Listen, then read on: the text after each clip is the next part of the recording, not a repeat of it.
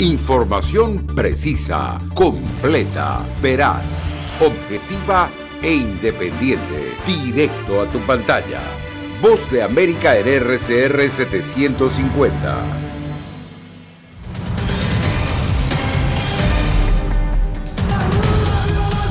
Lula prepara su regreso a Planalto tras vencer a Bolsonaro, el primer presidente brasileño que no logra reelegirse. Alerta en Estados Unidos por alta incidencia del virus sincitial cuando se aproxima la temporada invernal. Además, aumentan las acciones intimidatorias contra la prensa libre, revela el más reciente informe de la Sociedad Interamericana de Prensa. Y la Casa Blanca celebra la fiesta del Halloween, una tradición de más de 60 años.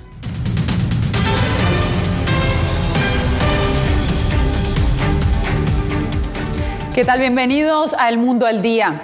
Iniciamos esta emisión con la disputada segunda vuelta que se vivió en Brasil este domingo. Luis Ignacio Lula da Silva fue electo presidente por tercera vez, pero el mandatario actual, Jair Bolsonaro, aún no admite su derrota, tal como nos reporta Edgar Maciel desde Sao Paulo. Tan pronto la votación terminó en Brasil, a las 5 de la tarde del domingo, una tensión tomó el país. Fue una elección muy disputada, una diferencia de apenas 2 millones de votantes entre los dos candidatos. Con 50.9% de los votos totales, Lula se tornó el nuevo presidente de Brasil. Una multitud salió a las calles de São Paulo para celebrar. La Avenida Paulista, la más importante de la ciudad, quedó llena de millares de personas. Espero que sea el gobierno el que una al país de las políticas públicas. Una seguidora de Bolsonaro lamentó el resultado. Voté por Bolsonaro, pero creo que perdió las elecciones porque dijo mucho sobre la pandemia que perjudicó a los brasileños. Él no podría haberlo hecho. Después de la victoria, Lula se dirigió a la nación. Afirmó que buscará la unión en un país que está polarizado después de la dura contienda electoral con Bolsonaro. A partir del 1 de enero de 2023, gobernaré para 215 millones de brasileños y no solo para los que votaron por mí.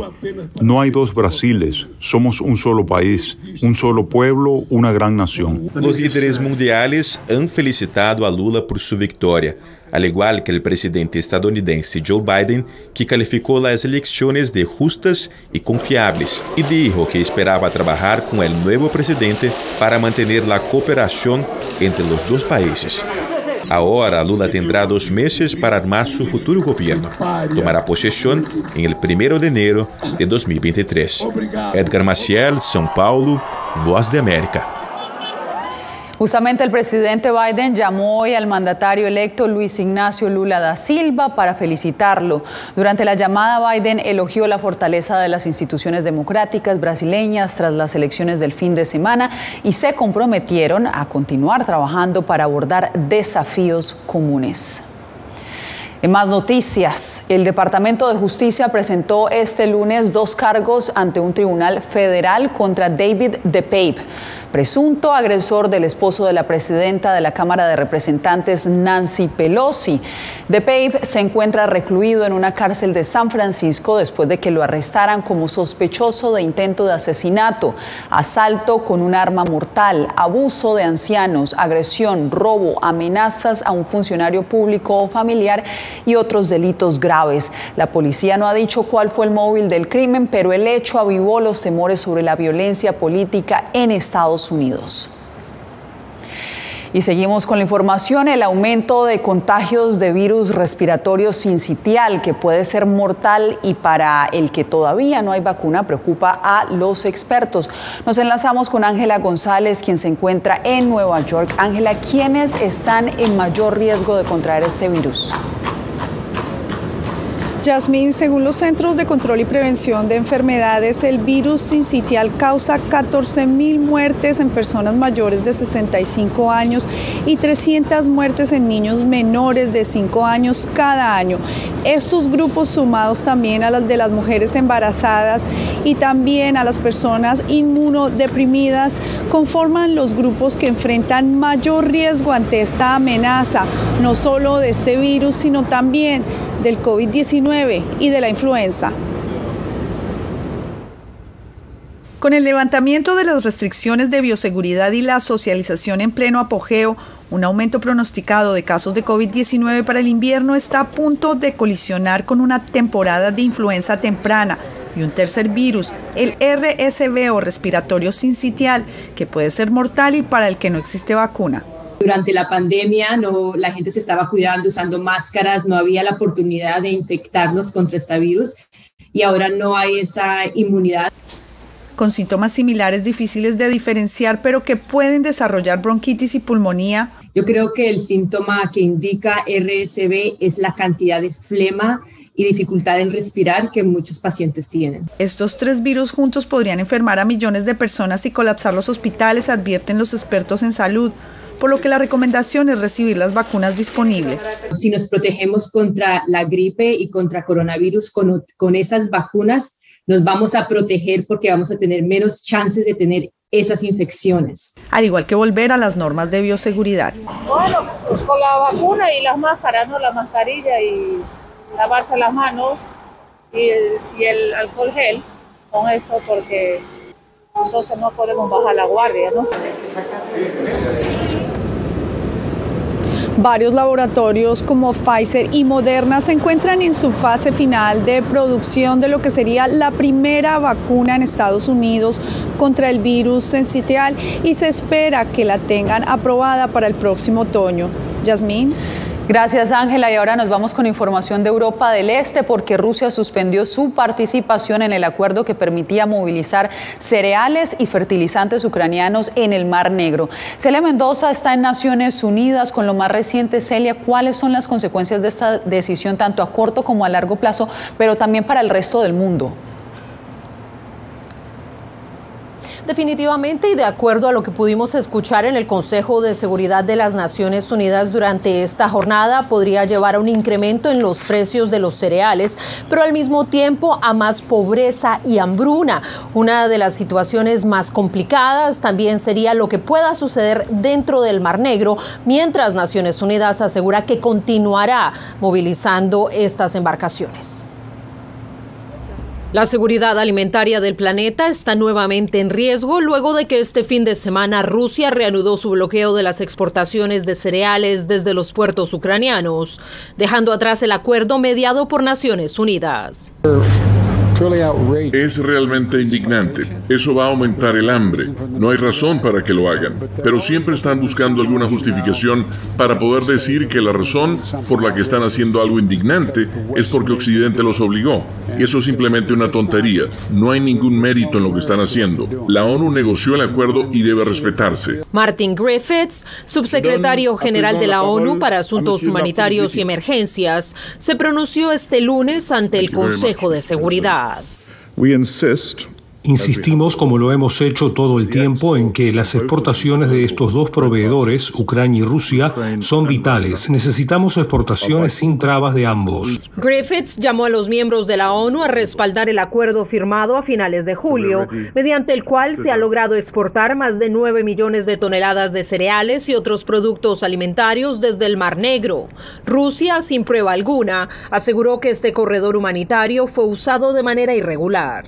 No queremos que Kiev prepare otros actos de terror con el apoyo de sus patrocinadores occidentales, por lo que nos vimos obligados a suspender la implementación de esta iniciativa el 29 de octubre por un periodo de tiempo indeterminado.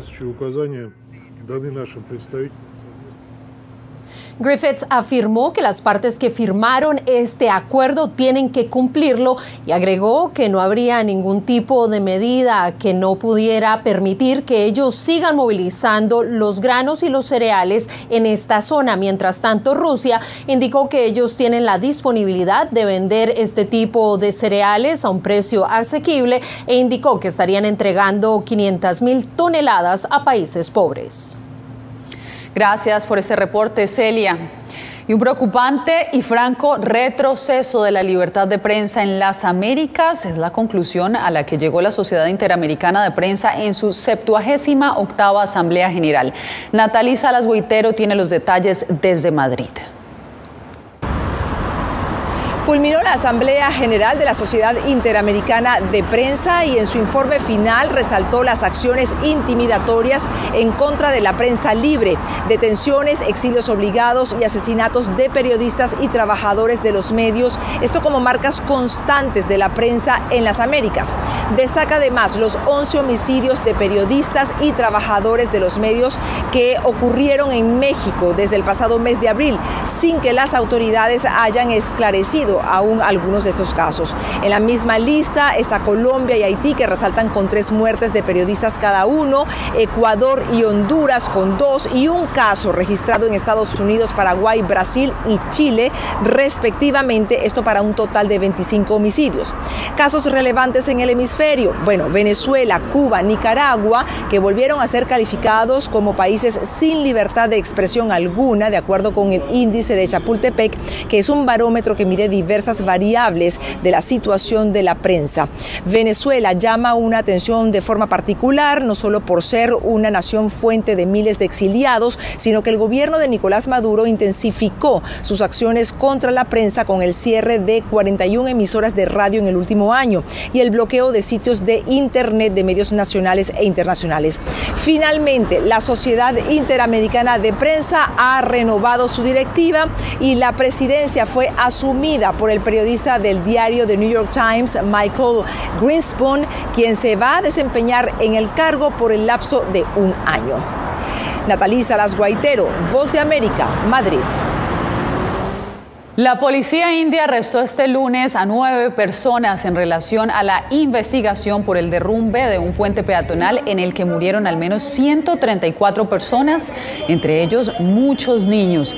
Entre los arrestados se encuentran empleados de balotería y contratistas. Funcionarios locales dijeron a Reuters que Oreva, una empresa fabricante de relojes y artículos electrónicos que operaba el puente, no había informado a las autoridades que el puente sería reabierto. Y hablamos de otra tragedia, esta vez en Seúl. La policía informó este lunes que ha identificado 153 de los 154 muertos que dejó la mortal estampida de este sábado durante las festividades de Halloween. Un equipo de policías y expertos forenses llegó al barrio Itaewon para investigar las causas de lo que ha sido catalogado como uno de los peores desastres del país. El número de muertos podría aumentar según las autoridades porque 33 de los 149 heridos están en grave estado de salud.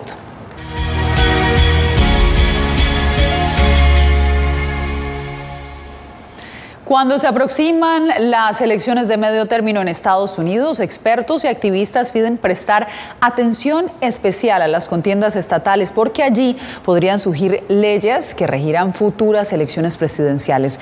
Carolina Valladares nos explica. Desde senador de Estados Unidos hasta gobernador, fiscal general o secretario de Estado. Este 8 de noviembre, Estados Unidos acude a las urnas con varios temas candentes, como el derecho al voto. Leyes recientes adoptadas por gobiernos conservadores en algunos estados han creado verdaderas batallas políticas entre republicanos y demócratas. Los estados donde hay una mayoría conservadora en la legislación son los estados que más esfuerzos están haciendo para cambiar las reglas de votación. Pero ¿quién está a cargo de supervisar la integridad del derecho al voto y facilitar a los ciudadanos el ejercicio libre de este derecho en un país federal como Estados Unidos? Cuando hablamos de establecer reglas y procedimientos especialmente para las elecciones, las legislaturas estatales en realidad juegan el papel predominante.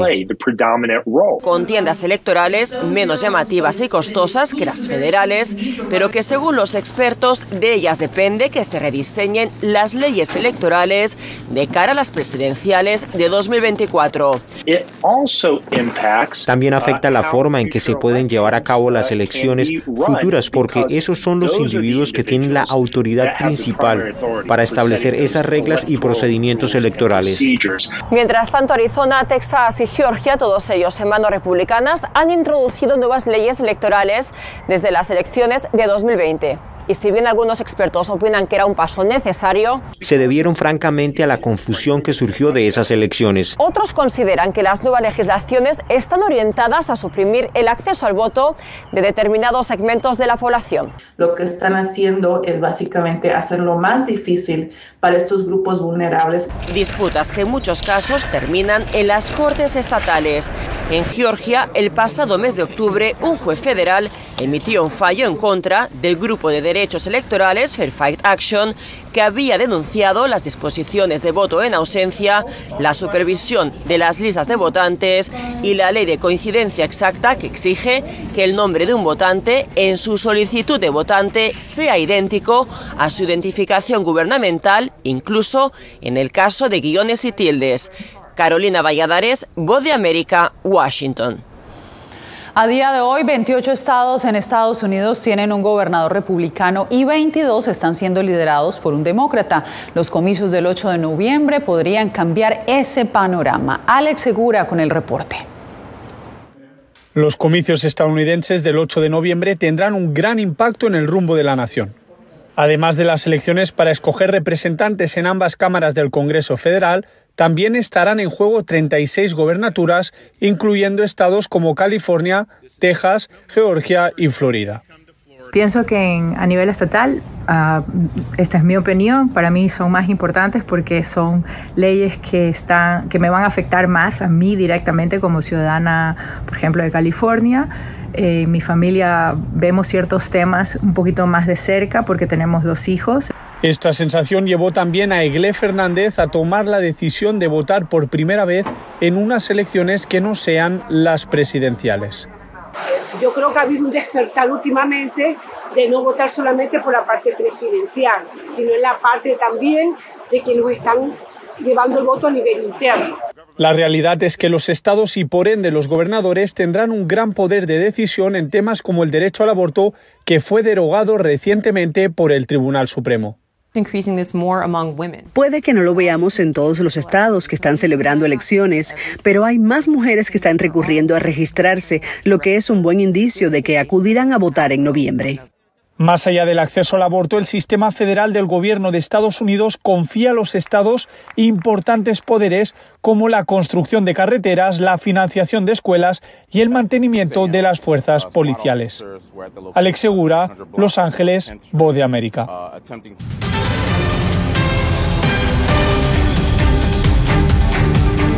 Varados en México se encuentran miles de migrantes venezolanos. Javier Egar nos tiene lo más reciente. Las ciudades mexicanas a lo largo de la frontera con Estados Unidos se encuentran atestadas de migrantes que huyeron de las crisis política y económica que enfrenta Venezuela. Dejé a mi familia, a mi esposa, a mi hijo, mi padre, mi madre y pensando en un mejor futuro. Su objetivo era cruzar el río Bravo para entregarse a las autoridades estadounidenses e iniciar su solicitud de asilo. No, yo no me he podido entregar porque me dijeron que no me entregara porque me reportan a Tapachula. Y eso es lo que no queremos, ¿sí me entienden? A partir del 12 de octubre, los venezolanos que busquen ingresar a Estados Unidos deberán cumplir ciertos requisitos. De no hacerlo, son deportados de manera automática a territorio mexicano. Nos ocupa desde luego la atención humanitaria, el desarrollo de mecanismos de inclusión social, inclusión productiva, atención a quienes son más vulnerables en todo caso. Tras las nuevas disposiciones, los venezolanos han quedado varados en distintas ciudades de México. Organizaciones civiles exigen al gobierno apoyo para atenderlos. solicitar refugio en México hoy se ha convertido en una cárcel, porque en el estado que soliciten refugio no pueden moverse de ese estado.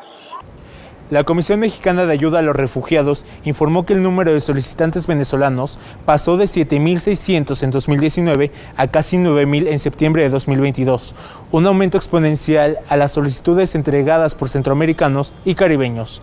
Javier Egar, Voz de América, Ciudad de México. Empezó la cuenta regresiva para las elecciones municipales de Nicaragua, que se realizarán este domingo 6 de noviembre para elegir 153 gobiernos locales. Donaldo Hernández nos comparte la lectura de algunos analistas.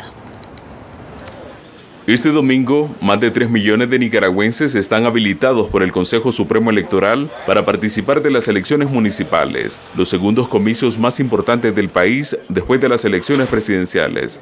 Para el investigador de estudios latinoamericanos, Evan Ellis, los comicios carecen de legitimidad porque no participará la oposición.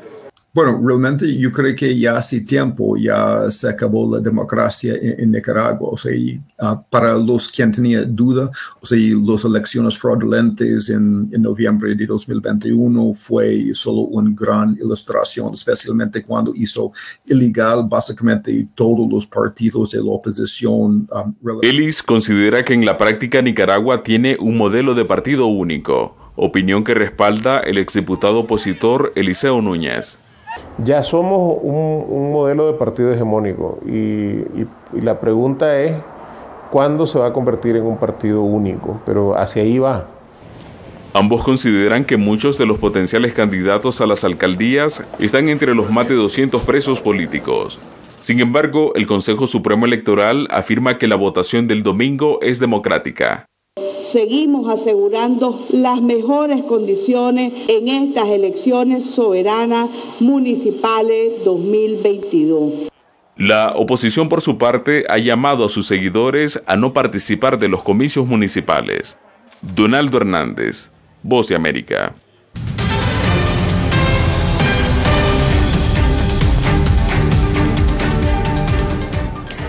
La Casa Blanca celebra una vez más, como lo hace desde hace 60 años, la tradicional fiesta de Halloween. La mansión presidencial tiene una historia alegre y sombría sobre esta popular celebración, como nos cuenta Jorge Agobián. Dulce o trato.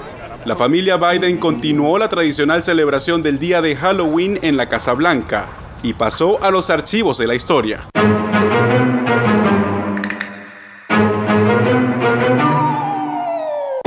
Una historia que inició el presidente Kennedy en 1963.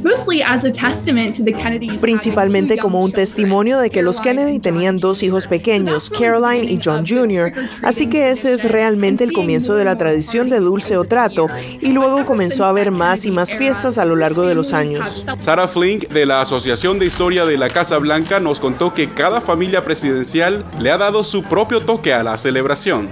Realmente solo depende del año y de la primera familia, y también de si el presidente y la primera dama tienen o no hijos pequeños. Pero para los residentes de la casa más famosa de Estados Unidos no solo es fiesta, sobre todo cuando cae la noche.